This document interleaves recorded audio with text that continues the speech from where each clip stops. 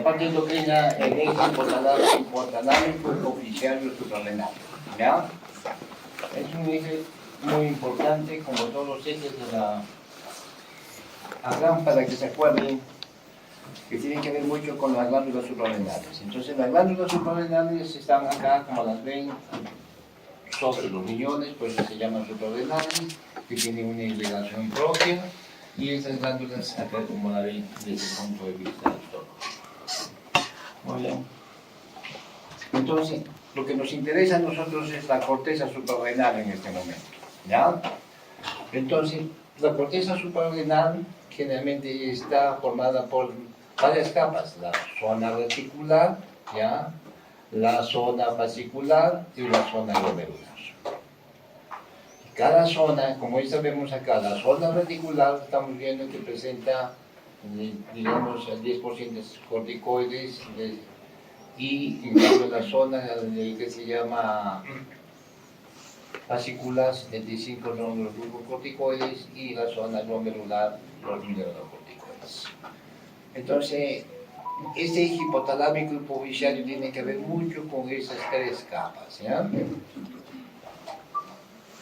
Entonces, para que se acuerden mejor, acá tenemos a la hipófisis, ¿ya?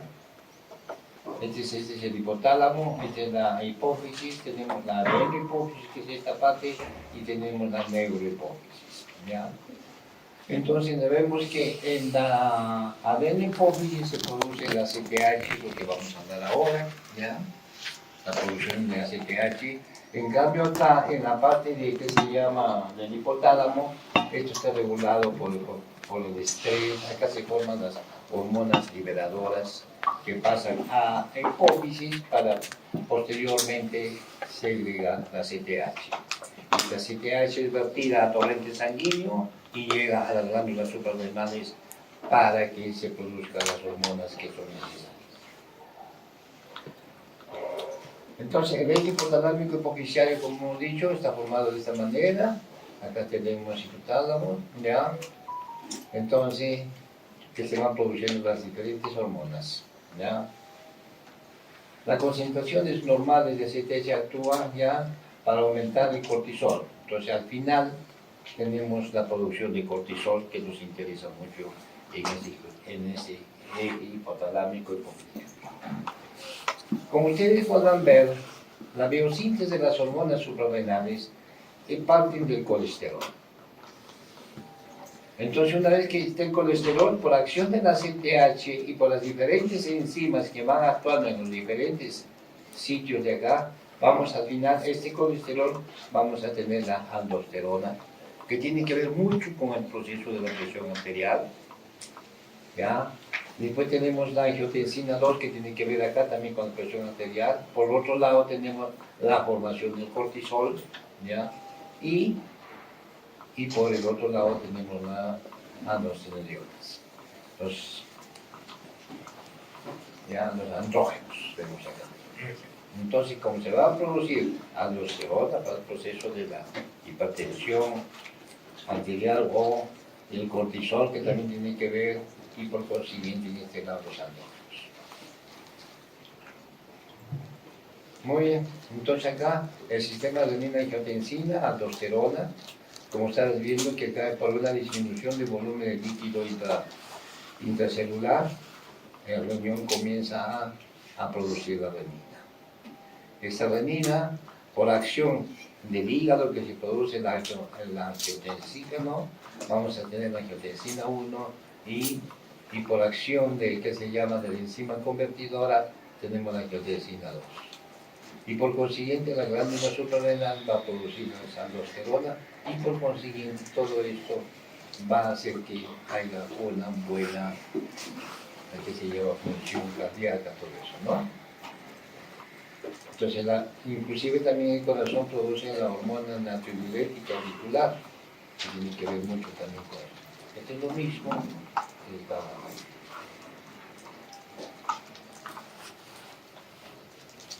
Entonces, para que se produzca tenemos que tener estímulos. Estos estímulos tenemos la hipovolemia, es uno de los estímulos que hay. Factores del sistema nervioso central, ACTH, de la pituitaria, es otro estímulo ACTH. la glomerulotropinas, la pineal, la depresión de sodio, exceso de potasio, factores renales, la angiotensina 2. Entonces estos son los estimuladores de que se produzcan las alteraciones a nivel de la glándula suprarrenal. ¿Ya? Muy bien. Función de los esteroides suprarrenales. Estos esteroides suprarrenales tienen actividad diabetógena, efecto inmunosupresor y metabolismo hidromineral. Es interesante que ustedes sepan todo esto porque en su vida cotidiana van a tener que ver mucho con muchos problemas de veces de hipertensión arterial, van a haber problemas de Cushing, que son muy pocos los pacientes con Cushing, pero sí un poquito más los de Addison. Entonces tienen que conocer esto.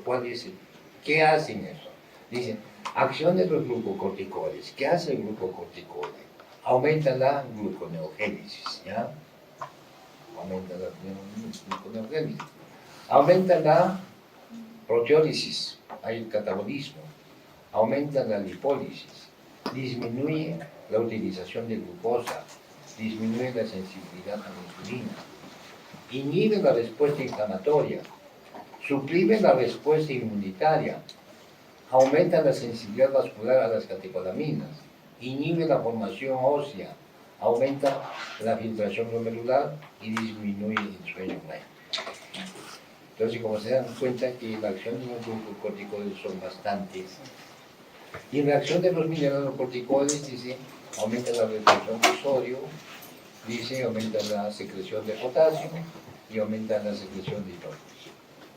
Y la acción de los andrógenos en mujeres estimula el crecimiento del vello púbico axilar, estimula la libido, esos son los andrógenos, y el hombre igual que la testosterona. Entonces, por eso que se dice, cuando hay alteración de eso, más que todo en la parte de los andrógenos, que hay una disminución en la mujer de la testosterona. La testosterona tiene que ver mucho con el placer sexual. Si no hay niveles adecuados de testosterona, las mujeres no van a tener que se llama el placer sexual no van a sentir nada. Entonces la testosterona es muy importante para eso, ¿no? Por eso inclusive ahora en día se vende testosterona en gel. Y aquellas personas que tienen disminución de la testosterona, antes de tener el que se llama la relación sexual, se echan a nivel del brazo, se frotan con la testosterona y tienen una muy buena relación. ¿Ya? Entonces acá vamos a ver los síndromes córticos suprarrenales. ¿Ya? Cuando hay una hiperfunción córtico suprarrenal, siempre en endocrino van a ver que hablamos de la hiperfunción y de la hipofunción. ¿Ya? En este caso vamos a hablar de las dos cosas. Vamos a hablar de la hiperfunción. Entonces dice hipercortisolismo metabólico. Tenemos hipercortisolismo metabólico puro, es el síndrome de Cushing. Hipercortisolismo metabólicos acompañados de hipersecreción de mineralocorticoides o de andrógenos, o sea, mixtos. Tenemos hipocorticismos androgénicos. Hipocorticismos androgénicos puros, el síndrome adrenogenital, ¿ya? Y o del Coach. Bueno. Después tenemos la hipercortisonismos androgénicos acompañados de hipercorticismo metabólico, estrogénico mineral.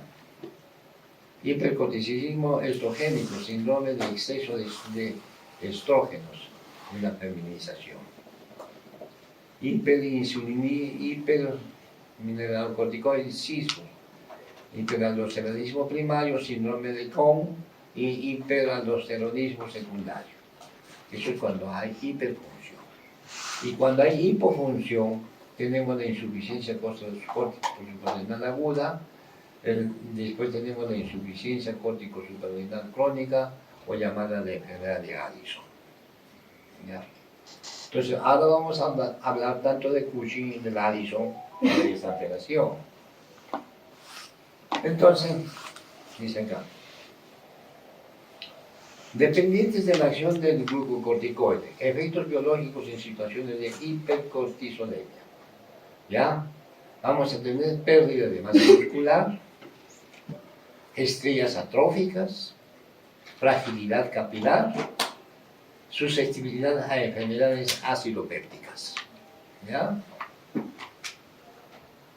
La pérdida de depósitos de grasa, el fenotipo patognomónico que vamos a tener. Y dependientes de la acción de los mineralocorticoides vamos a tener hipertensión arterial. Entonces es lo que tenemos cuando hay eso. Entonces acá, dificultad para mantener la glicemia normal.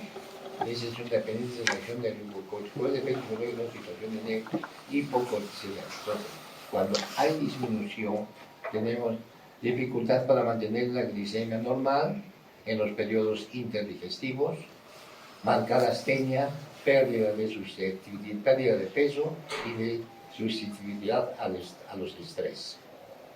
Dependientes de la acción de mineralocorticoides tenemos hipotensión arterial, debilidad muscular, hiponatremia y acidosis metabólica.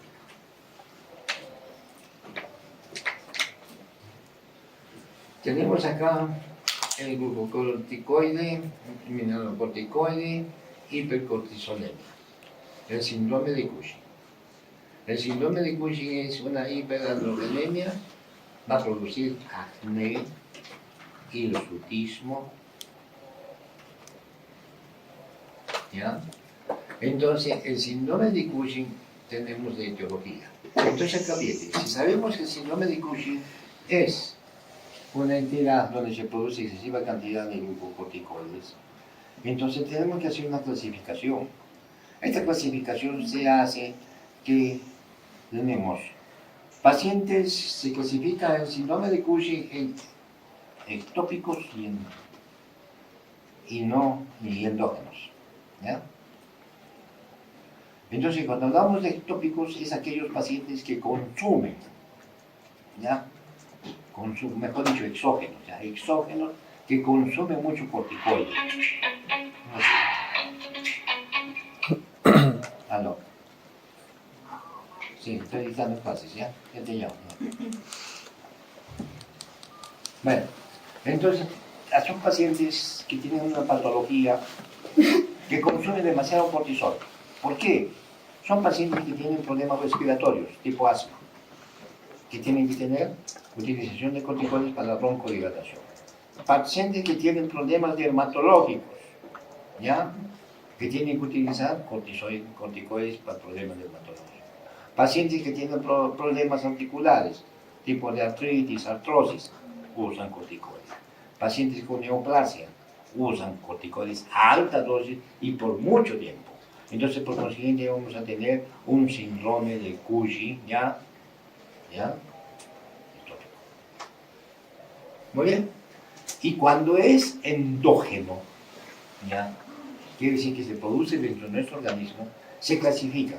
Los pacientes que se llaman de Cushing son dependientes de ACTH o productores de ACTH, son de origen central, que se llama una tumoración a nivel hipofisiaria que produce ACTH.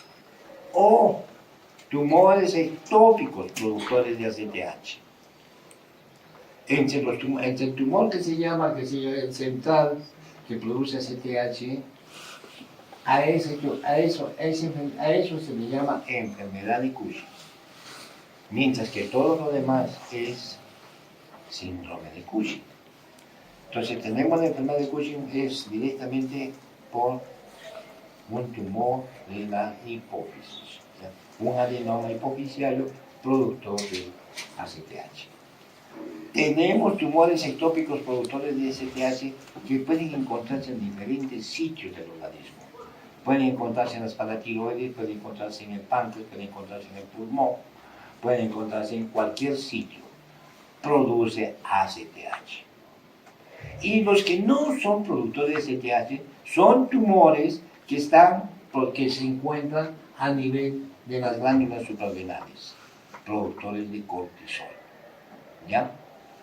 Entonces, tienen esa clasificación.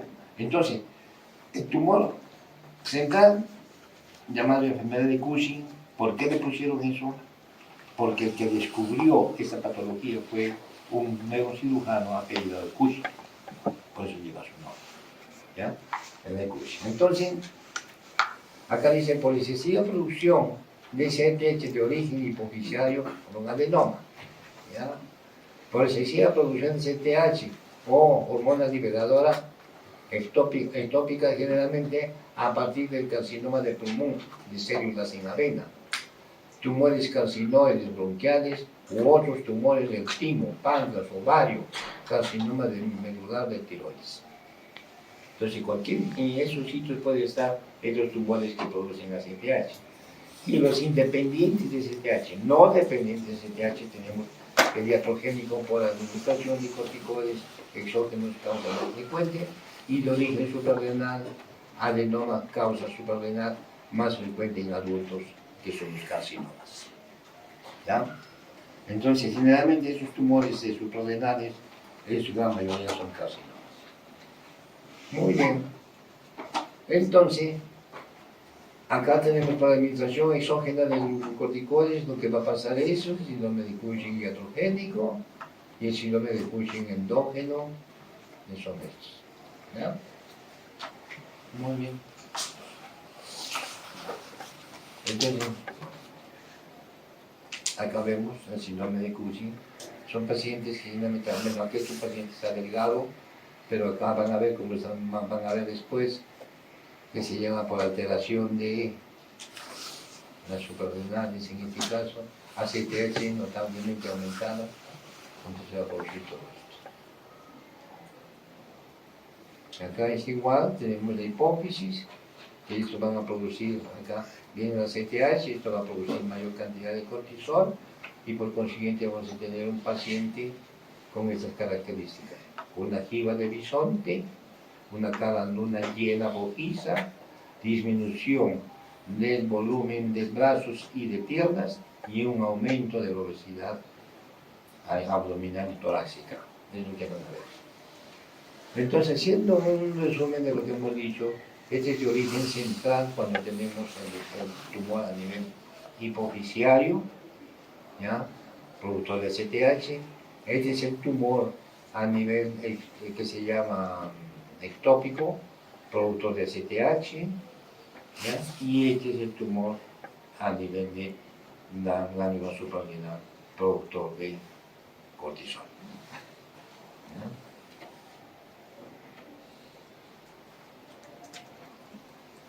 Dice, entonces, el síndrome de secreción ectópica de ACTH, ¿ya? Entonces, es más frecuente asociado a carcinoma pulmonar de células pequeñas, 75%. Otros, como tumores carcinoides de células tímicas o pancreáticas, carcinoides medulares, de tiroides, preocomocitomas u otros tumores neuroendocrinos. Las manifestaciones clínicas son de rápida aparición, hipertensión, edema, hipocalemia e intolerancia a la glucosa. Entonces están viendo que estos tumores ectópicos son problemas. El problema de esta enfermedad es cuando si nosotros no encontramos la tumoración a nivel central, es ectópica, y encuentra ese tumor. Ese es un reto, y es por eso que el diagnóstico de esta enfermedad es sumamente cara. ¿Ya? Porque aparentemente dice, bueno, pues yo le pido cortisol, le pido CTH y todo eso, ¿no? Le pido hormonas hipoficiarias, le pido que se llama glucosa, todo eso, sí. Muy bien. Tú sabes que es un síndrome de Cushing con todo eso, con toda esa patología, esa sintomatología y esos análisis que le pides, ¿qué es un Cushing? Pero ¿dónde está el tumor? ¿Ya? ¿Dónde lo encuentro? Entonces es un gran problema. Pedimos una resonancia magnética de hipófisis, muchas veces no hay nada. No hay tumor en hipófisis. Y ahora debe estar en pulmón, porque es la segunda opción que hay. Tomo una resonancia, un escáner de resonancia magnética de pulmón y abdomen, no encuentro. Entonces ahora, ¿cómo sé dónde está? Porque laboratoriamente me está diciendo que producción de CTH elevada, hay producción de cortisol elevado y todo lo demás. ¿Dónde está? El tumor. El tumor ese. Ese es el gran problema que existe. Entonces, por consiguiente, ¿qué hacen? ¿Qué hacen? Entonces, se habla de muchos hechos. Si nosotros, antes de hacer imágenes, encontramos todo abajo. Entonces, lo que vamos a pedir nosotros ACTH en la mañana, cortisol en la mañana, ACTH en la tarde, 4 de la tarde, cortisol 4 de la tarde. ¿Por qué estamos haciendo? Porque la producción de cortisol es como un ciclo circadiano. Más es en la mañana y menos es en la tarde. Entonces pedimos eso. Pedimos hormonas hipofisiales, que son la FSH, LH, TSH, ¿ya? Entonces vamos pidiendo esas hormonas hipofisiales porque se supone que el tumor puede estar central y está comprimiendo esa zona. Después de eso, ¿qué vamos a hacer? Ya tenemos todo eso. Entonces decimos, hay la prueba de la dexametasona que se habla. La prueba de la dexametasona, ¿para qué nos sirve? Ustedes saben que la dexametasona es un corticoide bastante potente. Entonces, por consiguiente, le damos al paciente, nosotros acá lo hacemos en el hospital, a eso de las 12, de las 11:30, 12 de la noche, le damos dexametasona 8 miligramos. Debe empezarse desde 2 miligramos, paulatinamente aumentando. Pero nosotros lo hacemos directamente con 8 miligramos para ver cómo responden inmediatamente. Y al día siguiente estamos tomando un dosaje de cortisol de ACTH. Entonces, ¿qué vamos a encontrar? Si esta dexametasona, que es un corticoide potente, de repente inhibe la producción de ACTH y por consiguiente menos cortisol. Entonces quiere decir que está el tumor a nivel central, actúa en el sistema de feedback negativo, ¿ya? Pero tú le das eso y no pasa nada, entonces quiere decir que la tumoración es ectópica. Ahora, ¿dónde está? Eso es lo mismo, eso es lo caro que viene. Después de eso, le haber hecho resonancias, todo eso, entonces hacemos lo que se llama un cateterismo selectivo.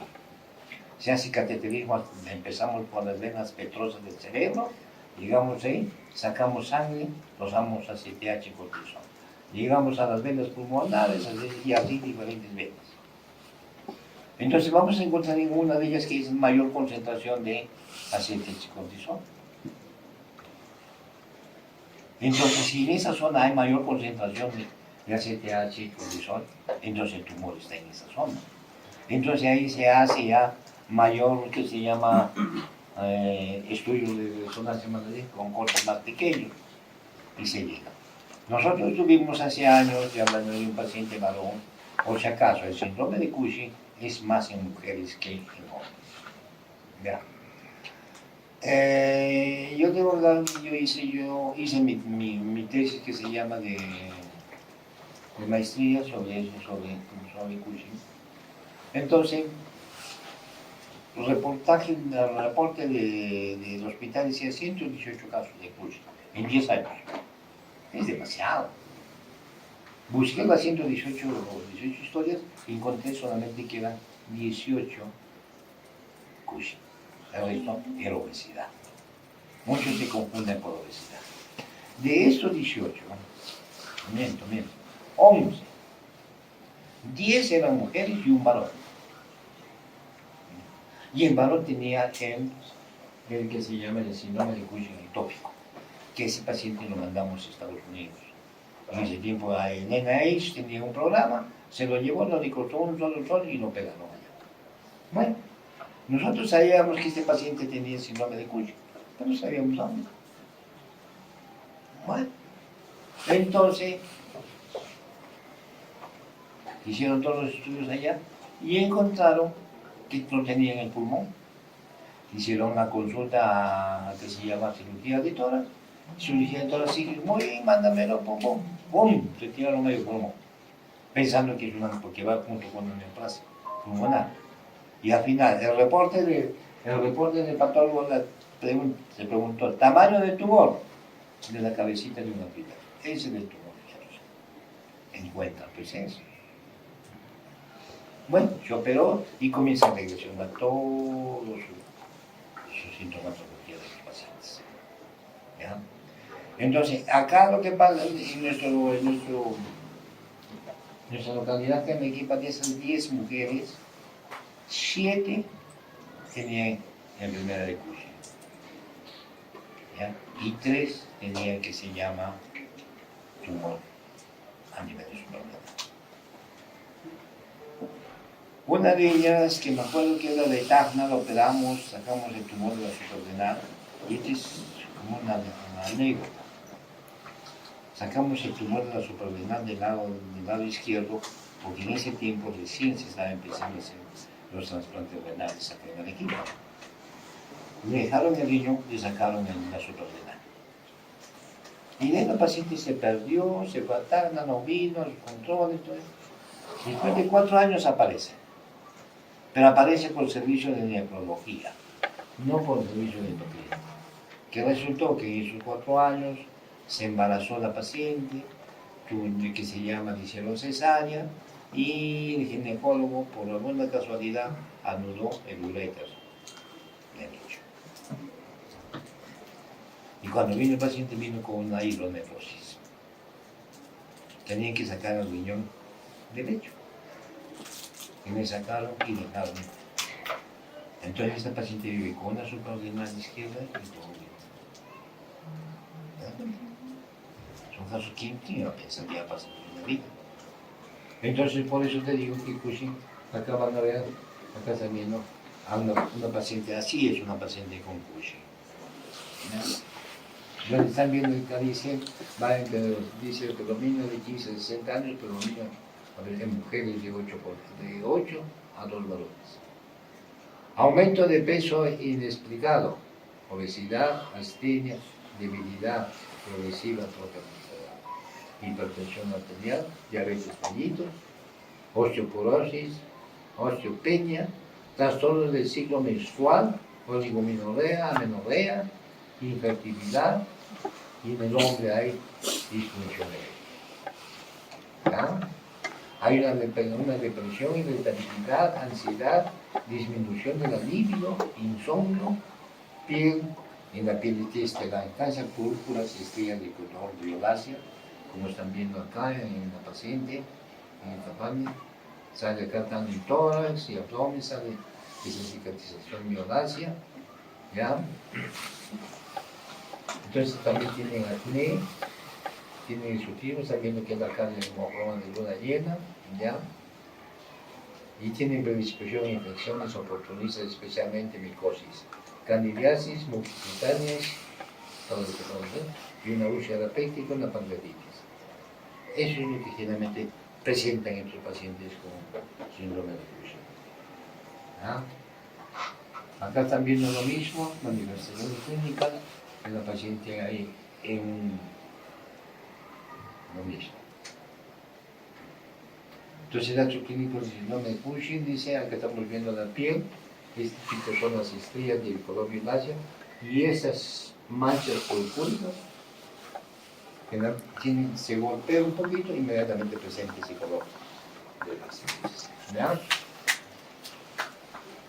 Bueno, se hace el examen de piel, todo eso, es encontrado.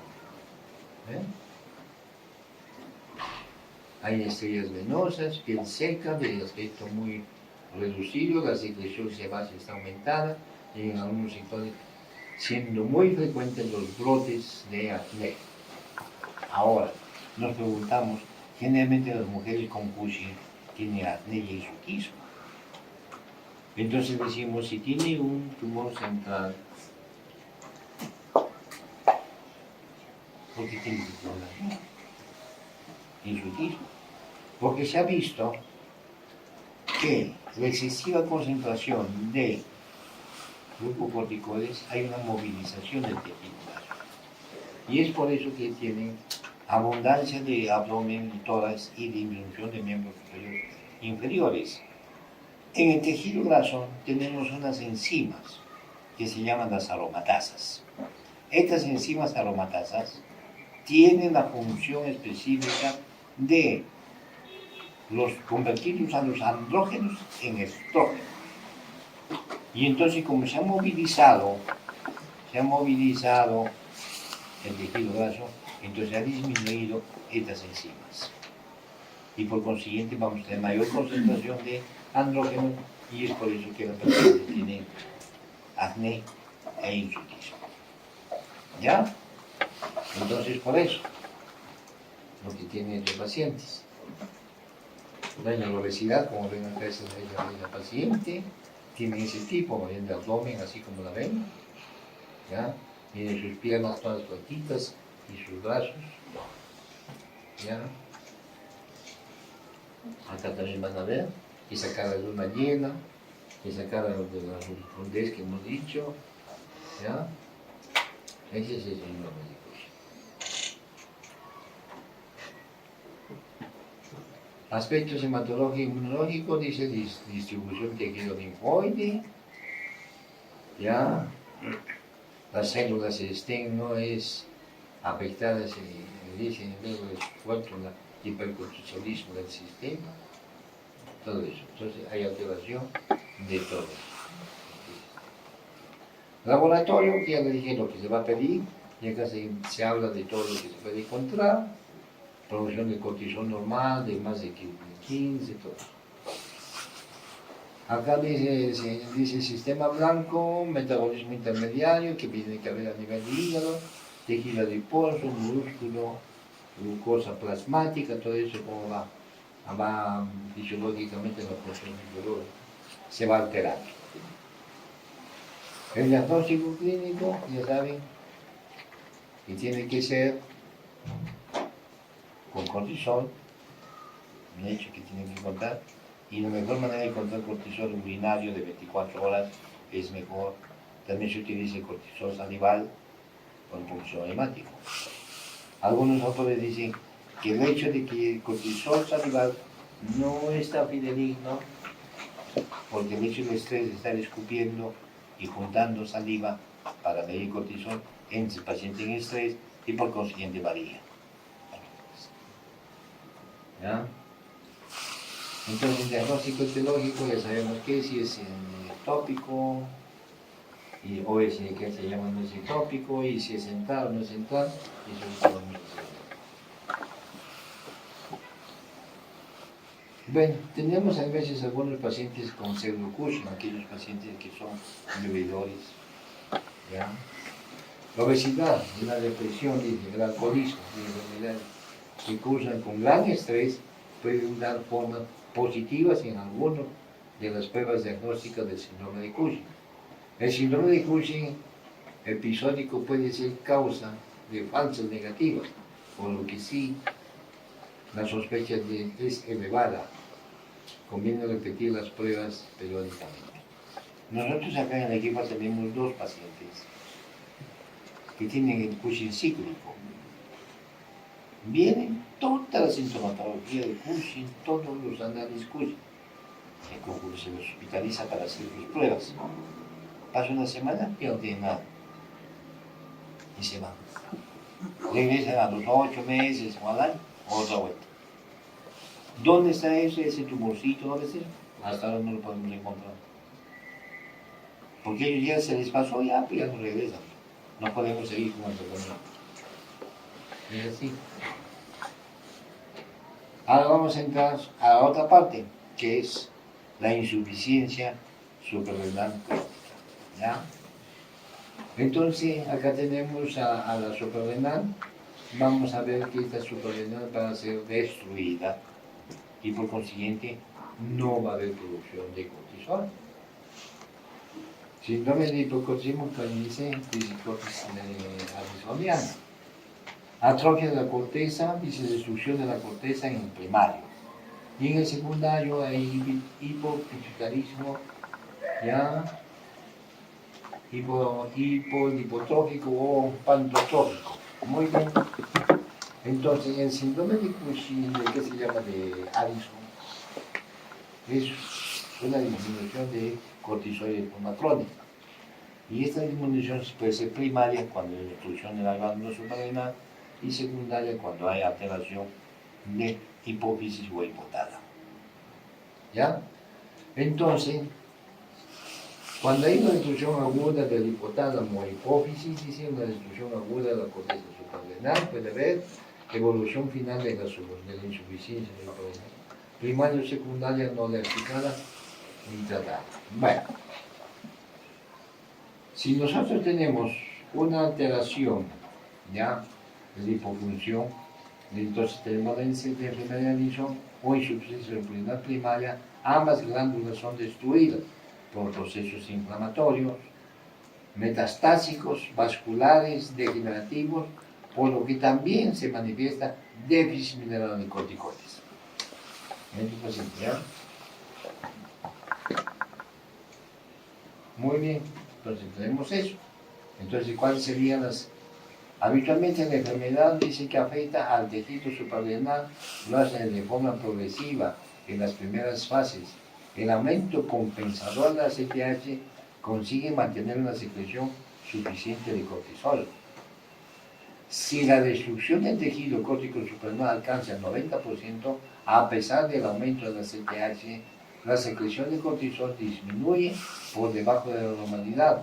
El efecto aparece en la zona glomerular.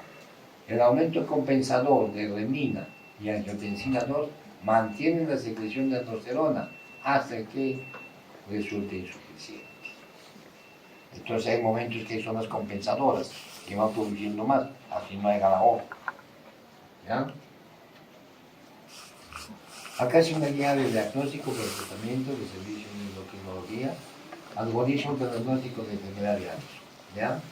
Sospecha de insuficiencia córtico suprarrenal, pedimos cortisol sérico si está bajo, confirmar hipercortisolismo, si seguimos, medición de ACTH sérica 2 ocasiones, si sigue baja, insuficiencia córtico suprarrenal. Muy bien. Entonces, la etiología generalmente de esos pacientes que tienen Addison son suprarrenalitis autoinmunitaria. Eso se encuentra mucho en Europa. Enfermedades que resultan en la destrucción adrenal y la tuberculosis en nuestro medio. Pero aún últimamente estamos encontrando que muchos pacientes con Addison por problema de SIDA, ¿ya? Hay destrucción de la glándula. Entonces, la clasificación exógena farmacológica las más frecuentes y las endógenas primaria y secundaria. Entonces, cuando es primaria hay destrucción de la glándula suprarrenal y secundaria debido a enfermedad o lesiones quirúrgicas de la hipófisis. Factores de riesgo. Acá tenemos los riesgos, los pacientes que tienen un riesgo de estar con Addison, causa infecciosa, que usan fungicidas asociados al HIV y SIDA. Vasculares, que puede haber un trombito que haya tapado la arteria que se llama vascular suprarrenal, neoplasias en esos pacientes, variación farmacológica, variación metabólica y genéticas.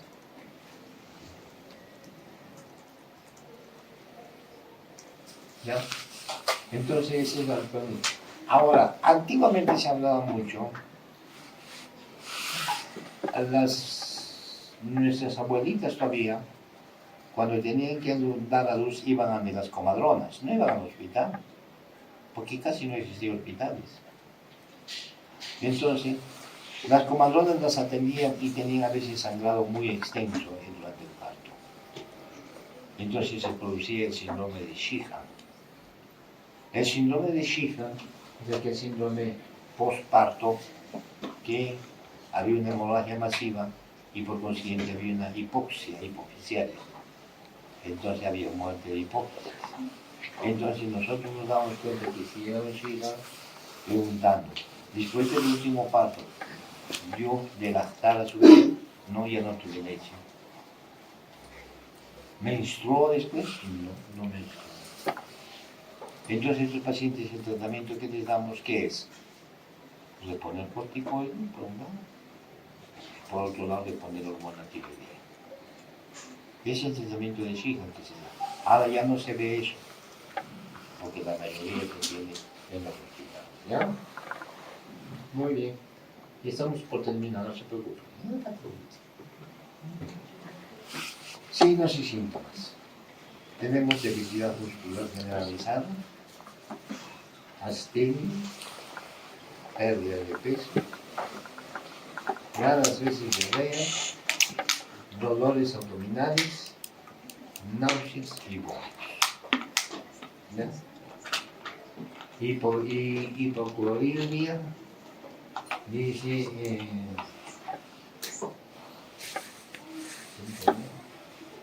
enlentecimiento demasiado drástico y la hipotensión arterial. Y por consiguiente vamos a tener también hipoglucemia. 50 con ahora viene el problema acá. Entre las manifestaciones clínicas que tenemos acá tenemos astenia, anorexia, desplazamiento, mareo, ¿ya? Náuseas, vómitos, depresión, amenorrea, dificultad eréctil. Y los signos que buscamos nosotros es la hiperpigmentación o hipotensión arterial, hiperfosfatemia, piel seca, deshidratación, hipotonía muscular. Ahora, tanto generalmente en el Addison primario es donde vamos a encontrar hiperpigmentación de mucosas y de pieles. Y es por eso que nosotros cuando hablamos de Addison, has hecho un examen de boca, decimos, has encontrado la boca de perro, porque ustedes han visto a los perros que tienen diferente coloración en el paladar, igualito es en el Addison. ¿Y por qué no? Entonces le preguntamos ahí en el secundario. Es que se ha visto que cuando hay una destrucción de las glándulas suprarrenales, pero está bien el eje de arriba, comienza a ordenar la ACTH que se produzca más, y esta ACTH se va a concentrar más, y por consiguiente se ha visto que esta proteína que forma la ACTH son muy similares a los melanocitos estimulantes. Y entonces los melanocitos confunden y comienzan a producir melanosis. Mientras que en el Addison secundario hay destrucción, no hay producción de ACTH. ¿Ya? Por eso es. Acá están viendo hiperpigmentación, como decía, de los pliegues. ¿Ya? Es un dato clínico importante para la evaluación diagnóstica inicial. Pero en el cuadro de inicio agudo por la complejidad suprarrenal suele estar ausente. Muy bien, entonces diagnóstico, entonces determinación de cortisol, ACTH por la mañana y las 8 horas. Permite establecer diagnóstico en la gran mayoría de los pacientes. Concentración de cortisol inferior y todo eso. Si no es posible realizar la determinación fiable de ACTH, o si las concentraciones de cortisol y ACTH no resultan concluyentes, debe realizar una prueba de estimulación de ACTH. Eso sí tengan en cuenta, que normalmente cuando nosotros pedimos ACTH, los laboratorios sacan la sangre y lo dejan ahí. El tiempo de vida de la ACTH son 15 minutos. Entonces por consiguiente se va a degradar. Listo, entonces gracias. ¿Sí? Ah, qué bien.